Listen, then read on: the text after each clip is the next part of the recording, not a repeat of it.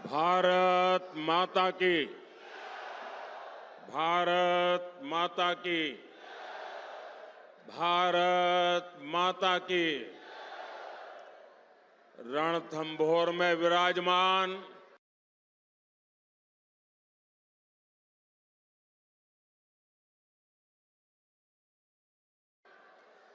त्रिनेत्र गणेश जी की, चौथ माता की,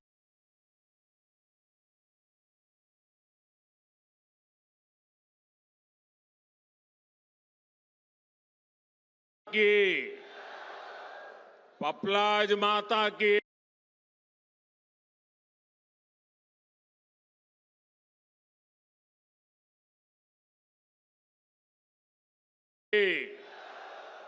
मीन भगवान की,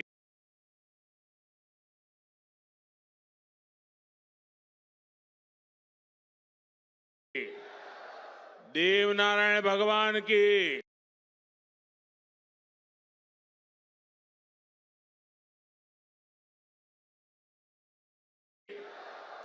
देवधाम जोधपुरिया की,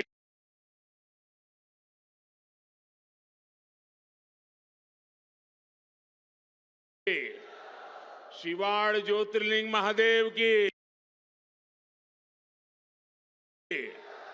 डिग्गी कल्याण जी की,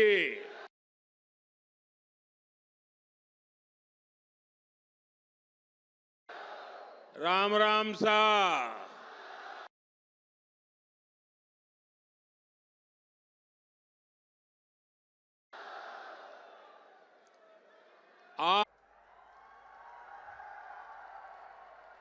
अब मैं अपनी बात पहुंचाऊं। आज राम भक्त हनुमान जी की जयंती का पवित्र दिन है।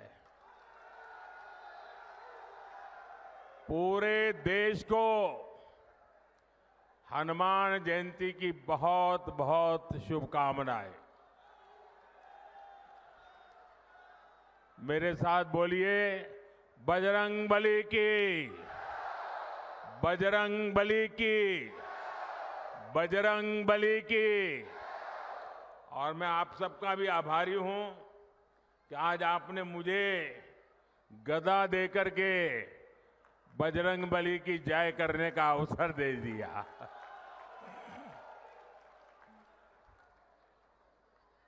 महावीर, वीरों के वीर बजरंग बली की जयंती पर मेरा सौभाग्य है कि मुझे शूरवीरों की धरती सवाई माधोपुर आने का मौका मिला है।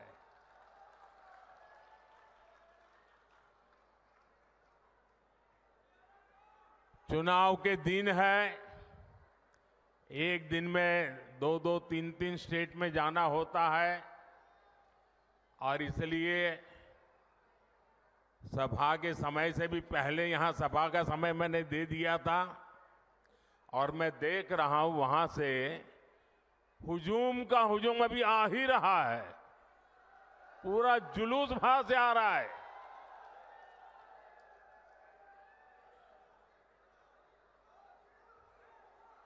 मुझे लगता है कि मेरी सभा पूरी होने के बाद भी लोग आते रहेंगे। तो जो अभी पहुंच नहीं पाए हैं, रास्ते में दिख रहे हैं, मैं उनकी क्षमा मांगता हूं, क्योंकि मुझे तो इंतजार नहीं कर सकता, आगे चलना पड़ेगा। लेकिन ये मैं जो उत्साह देख रहा हूं उसमें एक मजबूत भारत के लिए आशीर्वाद है। इसलिए हर तरफ यही गूंज है, फिर एक बार, फिर एक बार, फिर एक बार। साथियों, हमारे राजस्थान ने सदियों से सीमा पर खड़े मजबूत प्रहरी की तरह देश की रक्षा की है। राजस्थान ये बखूबी जानता है कि सुरक्षित राष्ट्र और स्थायी सरकार ये कितनी जरूरी होती है। इसलिए चाहे 2014 हो या 2019 हो, राजस्थान ने एकजुट होकर देश में भाजपा की ताकतवर सरकार बनाने के लिए अपना आशीर्वाद दिया था। आपने 25 की 25 सीटें भाजपा को जीत करके झोली भर दी थी। एकजुटता ही, एकता ही राजस्थान की सबसे बड़ी पूंजी है। याद रखिएगा, जब जब हम बंटे हैं तब तब देश के दुश्मनों ने फायदा उठाया है। अब भी राजस्थान को बांटने की, यहां के लोगों को बांटने की पूरी कोशिशें हो रही हैं। इससे राजस्थान को सावधान रहने की जरूरत है। साथियों, एक स्थिर और ईमानदार सरकार देश के विकास के लिए क्या कुछ कर सकती है, ये पिछले 10 वर्षों में सबने देखा है। भारत आज दुनिया की सबसे तेजी से बढ़ती हुई बड़ी अर्थव्यवस्था है। पिछले 10 साल में 25 करोड़ लोग गरीबी से बाहर निकले हैं। ये बहुत बड़ा काम हुआ है। इतना बड़ा काम कैसे संभव हुआ? कैसे हुआ ये?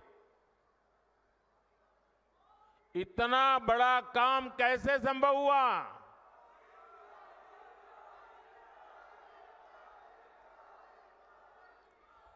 देश को सबसे मजबूत स्थिति में किसने पहुंचाया? किसने पहुंचाया?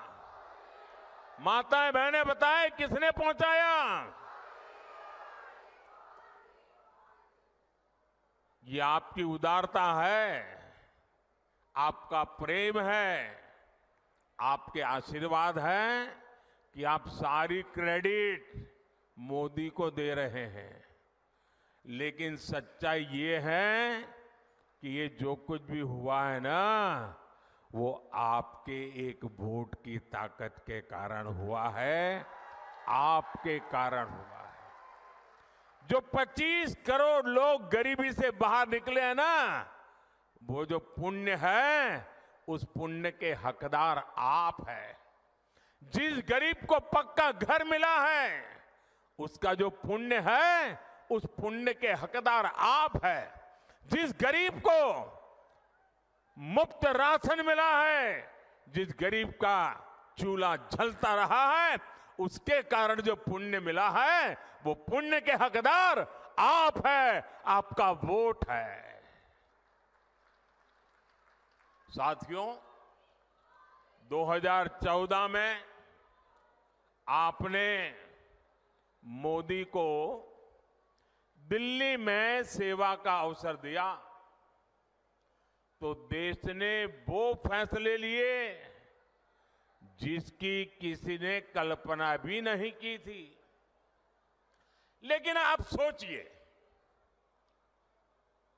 अगर कांग्रेस 2014 के बाद भी और आज भी अगर दिल्ली में कांग्रेस की सरकार होती, तो क्या क्या हुआ होता?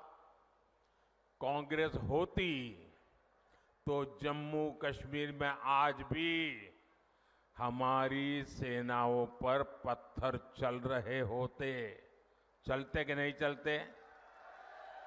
कांग्रेस होती तो सीमा पार से आकर दुश्मन आज भी हमारे जवानों के सिर काटकर ले जाते।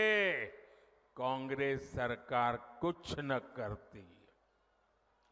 कांग्रेस होती तो ना हमारे फौजियों को 1 रैंक 1 पेंशन लागू होती और ना ही हमारे पूर्व सैनिकों को 1 लाख करोड़ रुपया मिलते।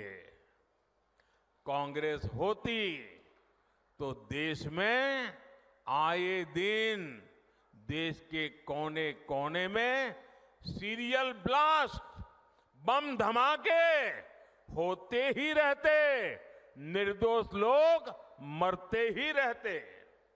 कांग्रेस ने तो राजस्थान में जो सीरियल ब्लास्ट हुए थे, बम धमाके हुए थे, उन दोषियों को बचाने का घोर पाप भी किया है। कांग्रेस होती तो कोरोना के समय ना किसी को मुफ्त राशन मिलता और ना ही किसी को मुफ्त वैक्सीन मिलती। कांग्रेस होती तो देश में महंगाई से हाहाकार मचा होता। कांग्रेस पार्टी देश की मुसीबत में अपने लिए भ्रष्टाचार के नए मौके तलाशती। और राजस्थान के मेरे भाइयों और बहनों, आप लोग तो कुछ महीने पहले ही कांग्रेस के पंजे से मुक्त हुए हैं।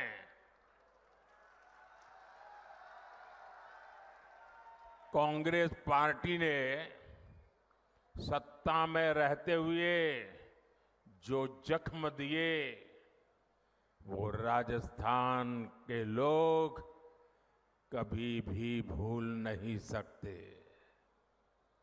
कांग्रेस ने महिलाओं पर अत्याचार के मामले में राजस्थान को नंबर 1 बना दिया था। और दुर्भाग्य देखिए, कांग्रेस के लोग विधानसभा में बेशर्मी के साथ कहते थे कि ये तो राजस्थान की पहचान है। अरे डूब मरो, ये शोभा नहीं देता है, ये शोभा नहीं देता है आपको। टोंक में किन असामाजिक तत्वों के कारण यहां की इंडस्ट्री बंद हो गई, ये भी आप जानते हैं।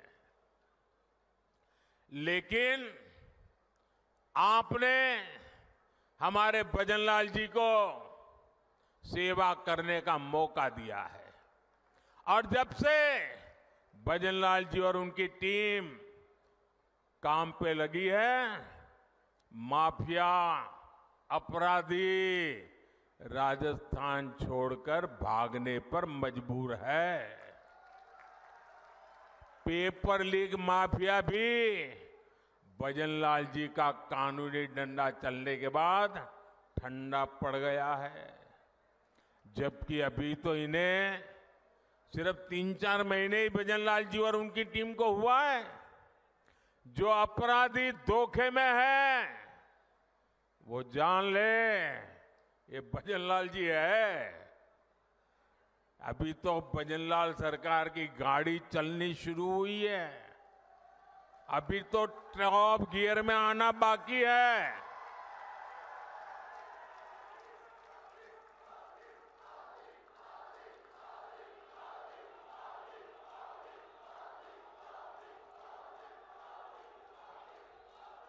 साथियों, आज हनुमान जयंती पर आपसे बात करते हुए मुझे कुछ दिन पहले की एक तस्वीर भी याद आ रही है। हो सकता है आप में से बहुतों तक ये खबर नहीं पहुंची होगी। मीडिया का काम था ये बात पहुंचाए, लेकिन नहीं पहुंचाई होगी। वो तस्वीर है कांग्रेस के शासन वाले कर्नाटका की। कुछ दिन पहले वहां एक छोटा दुकानदार, उसको सिर्फ इसलिए बुरी तरह से पीटा गया, लहूलुहान कर दिया गया, क्योंकि वो अपनी दुकान में बैठे बैठे हनुमान चालीसा सुन रहा था। ये कांग्रेस की कर्नाटका की सरकार का काम देखिए। अपनी छोटी सी दुकान में एक गरीब आदमी भक्ति भाव से प्रभु हनुमान जी का स्मरण करते हुए हनुमान चालीसा सुन रहा था, उसको लहूलुहान कर दिया गया। आप कल्पना कर सकते हैं, कांग्रेस के राज में हनुमान चालीसा सुनना भी गुनाह हो जाता है। कांग्रेस के राज में अपनी आस्था का पालन करना भी मुश्किल हो जाता है, और राजस्थान तो खुद इसका भुक्तभोगी रहा है। अब सीधी सीधी बात है, जब उनके पार्टी, उनके सारे नेता प्रभु राम का मंदिर बने, प्रभु राम का प्राण प्रतिष्ठा का अवसर हो, मंदिर के लोग जाके रूबरू में आने के लिए निमंत्रण दे, सम्मान पूर्वक निमंत्रण दे, और पब्लिकली उस निमंत्रण को ठुकरा दिया जाए, तो उनके चेले चपाटे भी हनुमान चालीसा करने वालों को पीटेंगे कि नहीं पीटेंगे भाइयों?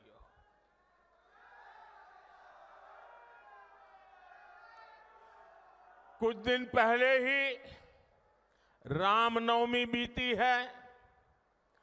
कांग्रेस के जाने के बाद पहली बार शांति से शोभा यात्रा निकली है पूरे राजस्थान में, वरना पहले और चुनाव की आपाधापी गर्मी होने के बावजूद भी कांग्रेस ने तो, और हमारे यहां तो सूरज की पहली किरण का स्वागत भी राम राम सा से होता है। राम राम सा, कोई किसी को मिले तो पहले मुंह से निकलता है राम राम सा। कांग्रेस ने तो राम राम सा कहने वाले राजस्थान में राम नवमी पर प्रतिबंध लगा दिया था।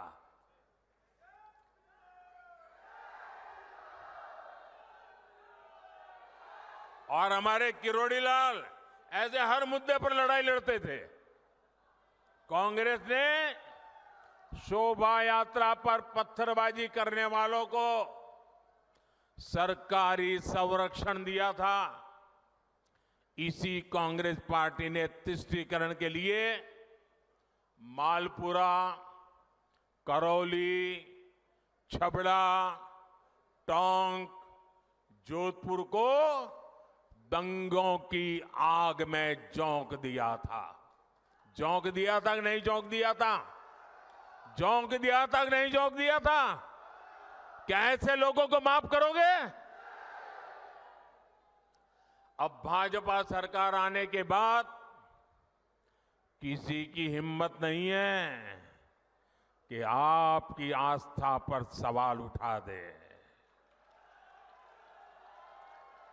अब आप चैन से हनुमान चालीसा भी गाएंगे और राम नवमी भी मनाएंगे, ये भाजपा की गारंटी है।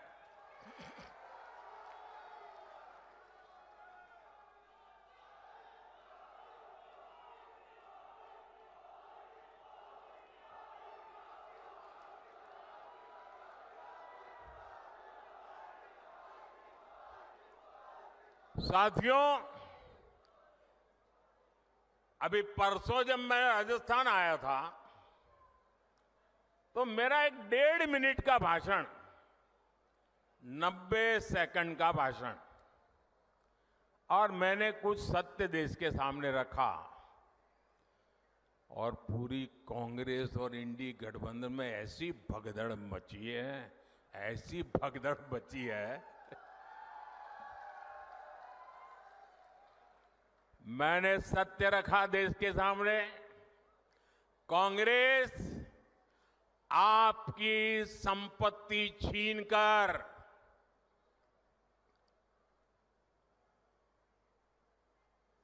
उनके खास लोगों को बांटने की गहरी साजिश रचकर बैठी है। 2-3 दिन पहले मैंने कांग्रेस की इस वोट बैंक की राजनीति, तुष्टीकरण की राजनीति का पर्दाफाश किया था। इससे कांग्रेस और उसको सिस्टम में उनको इतनी मिर्ची लगी है, इतनी मिर्ची लगी है कि वो हर तरफ गालियां देने में टूट पड़े। जो आए वो मोदी को गाली दे रहा है। मैं कांग्रेस से जानना चाहता हूं, आखिर कांग्रेस सच्चाई से इतना डरती क्यों है? कांग्रेस क्यों अपने नीतियों को ऐसे छिपाने में लगी है? जब आपने नीति बनाई है, निर्णय लिया है, तो अब जब मोदी जी ने खुल करके राज रख दिया, आपका हिडन एजेंडा बाहर आ गया, तो अब कांप रहे हो? अरे हिम्मत है तो स्वीकार करो, हम आपसे मुकाबला करने के लिए तैयार हैं।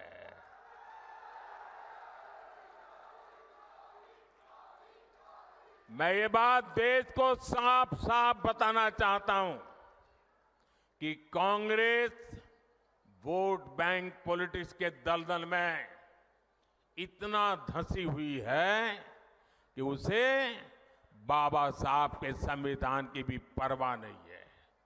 और आपको पता होगा, उन्होंने मैनिफेस्टो में तो लिखा है कि आपकी संपत्ति का सर्वे करेंगे। हमारी माताओं बहनों के पास जो स्त्री धन होता है, जो मंगलसूत्र होता है, उसका सर्वे करेंगे। और फिर उनके एक नेता ने तो भाषण में कहा, एक्सरे किया जाएगा, एक्सरे किया जाएगा। मतलब आपके घर में अगर बाजरे के अंदर डिब्बे में भी कुछ रखा है तो वो भी एक्सरे करके खोजा जाएगा। दीवार में कहीं रखा है तो उसको भी एक्सरे करके खोजा जाएगा। पूरा एक्सरे करने वाले की घोषणा की है और उनके नेता ने पब्लिकली कहा है। और फिर आपकी सारी संपत्ति, जरूरत से ज्यादा जो भी होगा वो उनका कब्जा करेगी उनकी सरकार, कहते हैं, और फिर लोगों को बांट देंगे। अगर आपके पास 2 घर है, यहां गांव में घर है, और बच्चों के लिए आपने जयपुर जोधपुर में अगर एक छोटा फ्लैट ले लिया है, तो एक्सरे करेंगे कि भाई 2 घर है, एक वापस दो, सरकार को दे दो। बताइए, आपको मंजूर है क्या? ये मंजूर है क्या? क्या स्त्री धन पर हाथ लगा सकते हैं क्या? क्या मंगलसूत्र पर हाथ लगा सकते हैं क्या? ये पंजे की ये ताकत, भाइयों बहनों, राजस्थान में से एक भी पंजा बचना नहीं चाहिए भाइयों। अब देखिए, कांग्रेस पार्टी ने संविधान के साथ, बाबा साहब आंबेडकर के दिए हुए संविधान के साथ किस प्रकार से खिलवाड़ करने की कोशिश की। इस देश के में जब संविधान बना तब धर्म के आधार पर आरक्षण का घोर विरोध हुआ था, ताकि हमारे एससी, एसटी, ओबीसी समुदाय को सुरक्षा मिलती रहे। लेकिन उन्होंने, मनमोहन सिंह जी ने भाषण किया था और उस सभा में मैं मौजूद था मुख्यमंत्री के नाते, मुस्लिमों का देश के संसाधनों पर पहला हक है, ये मनमोहन जी का बयान है। और ये संयोग नहीं था और ये अकेला बयान नहीं था। कांग्रेस पार्टी की सोच हमेशा से तुष्टीकरण की रही है, वोट बैंक की राजनीति की रही है।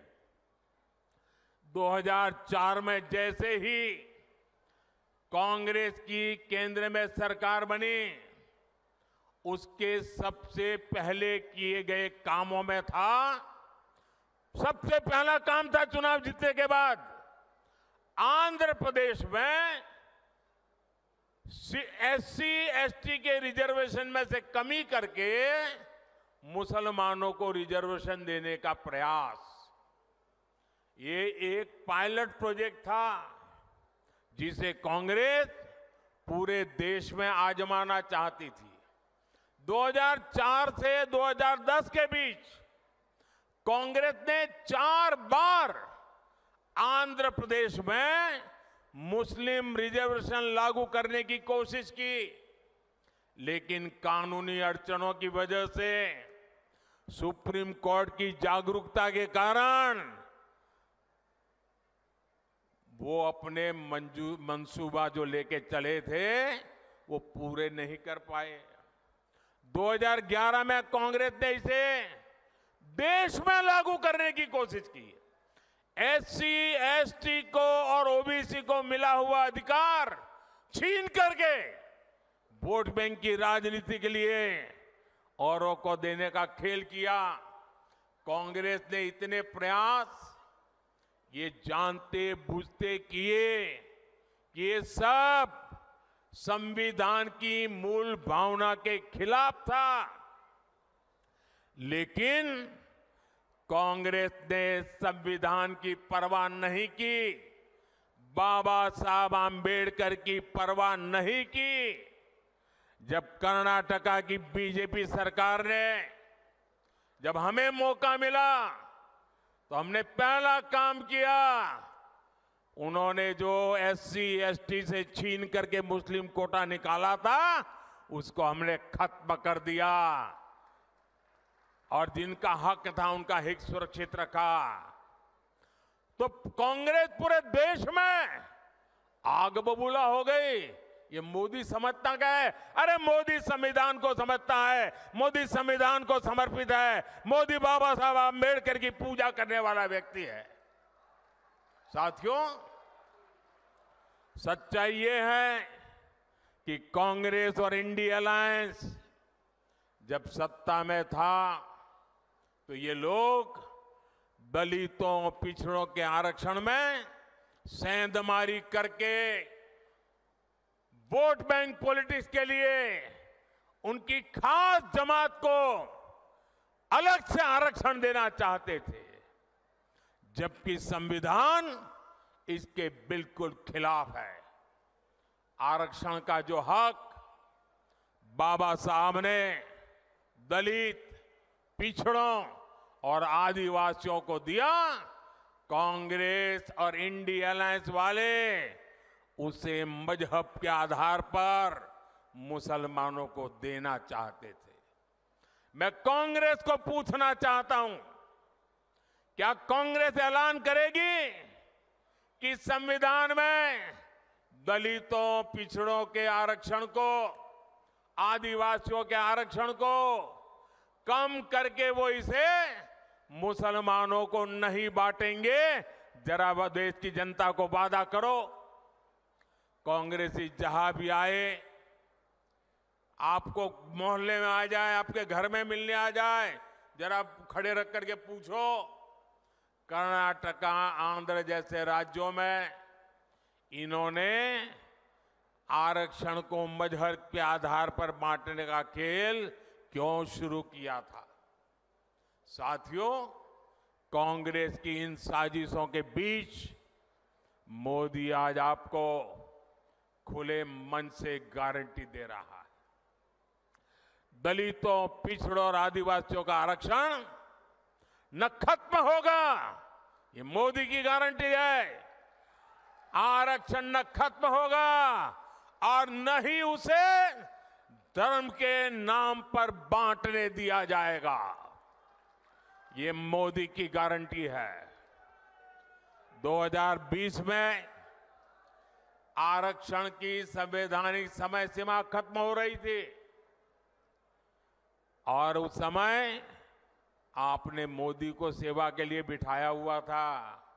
ये मोदी है जिसने दलितों, आदिवासियों का आरक्षण और 10 साल के लिए बढ़ा दिया था। साथियों, कांग्रेस कभी भी विकास के मुद्दे पर चुनाव नहीं लड़ती। कांग्रेस पार्टी ने इतने दशकों तक आपको पीने के साफ पानी जैसी जरूरत तक से वंचित रखा।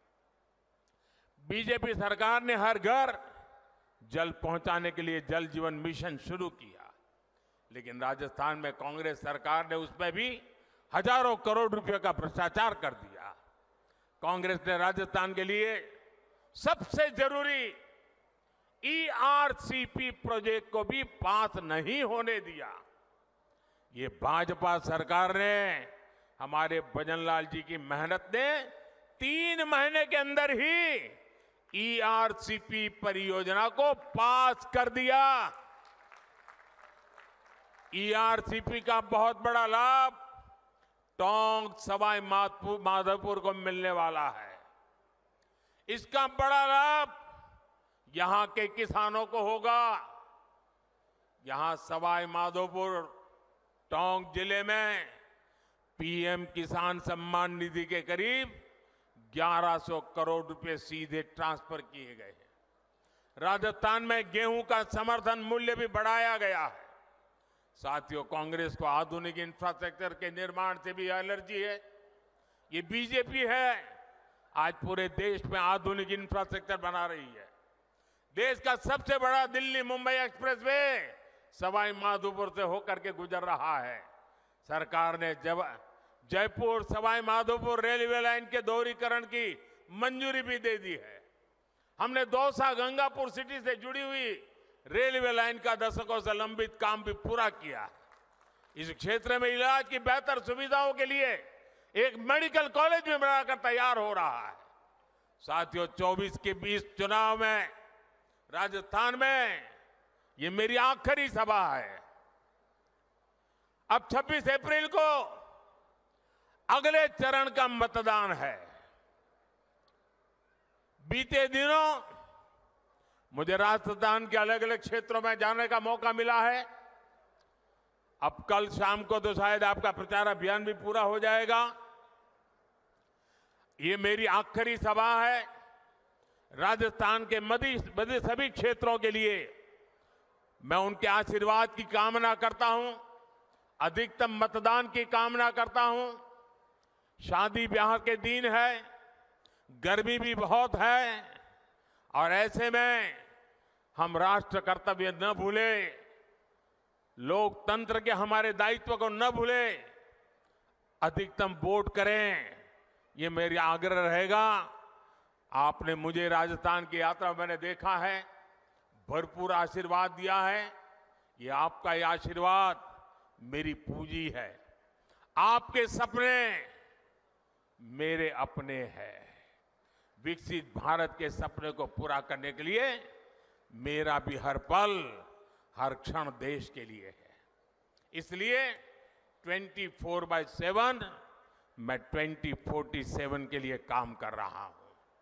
और बीते 10 वर्षों में जो काम हुआ है वो तो एक केवल ट्रेलर है। अगले 5 वर्षों में हमें देश को, राजस्थान को बहुत आगे लेकर जाना है। मेरा अनुरोध है, आप रिकॉर्ड संख्या में कमल के आगे का बटन दबाकर भाई सुखबीर सिंह जौनपुरिया समेत सभी बीजेपी उम्मीदवारों को संसद में भेजें।